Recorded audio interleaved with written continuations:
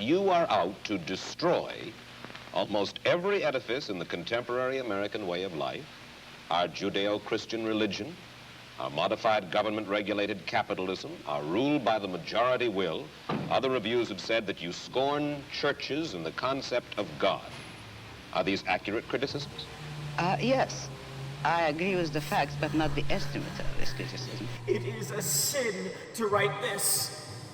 It is a sin to think words no others think, and to put them down upon a paper no others are to see. It is base and evil. Ayn Rand's novella Anthem depicts a society where individualism is forbidden. Administrative councils decide how people are educated, where they will work, who they will breed with, and when they will retire and die. This collective lives on the conviction that toil is good, and that all men are one, and that there is no will save the will of all men together. It parallels the communist dictatorships which Rand saw as the results of altruistic collectivism. There is no private property, and no private life.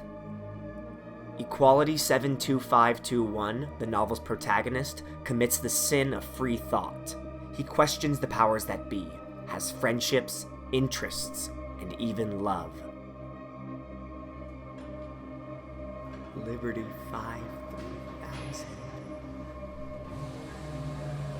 Liberty 5-3000. Liberty 5-3000. We wish to write this name.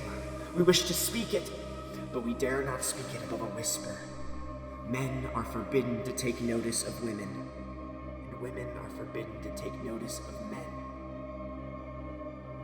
But we think of one among women, they whose name is Liberty 5-3000.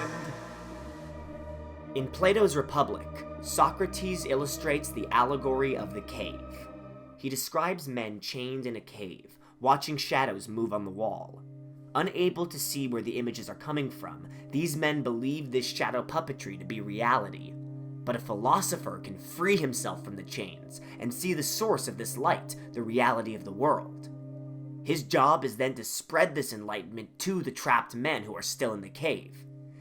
Equality 72521 personifies his enlightenment in his love for Liberty 5-3000, whom he calls the Golden One. She calls him the Unconquered, admiring his critical thought. Together, they create an electric light and hope to free the minds of their fellow men by sharing this revolutionary technology with the Council of Scholars. That man must work for others, concern himself with others, or be responsible for them. That is the role of a sacrificial object. I say that man is entitled to his own happiness and that he must achieve it himself, but that he cannot demand that others give up their lives to make him happy. The Council of Scholars is not impressed with Equality and Liberty's creation, calling it a strange invention of the past. The protagonists are dismayed to learn that the people in the cave are not trapped there, but willingly live there. In this twist, Rand abandons common revolutionary narratives and has her protagonists instead strive for self-fulfillment outside of the collective. And Jesus said to him, "Come out of the man, unclean spirit." Then he asked him, "What is your name?" And he answered, saying, "My name is Legion, for we are many."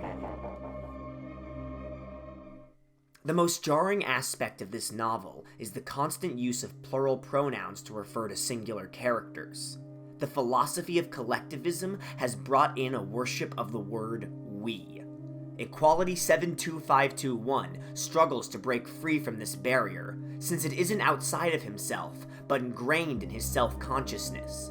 He awkwardly makes romantic declarations for Liberty 5-3000 by saying, "We love you." It is only in the final chapter, when he's failed to start a revolution and is no longer seeking the approval of others, that he discovers the concept of the word I.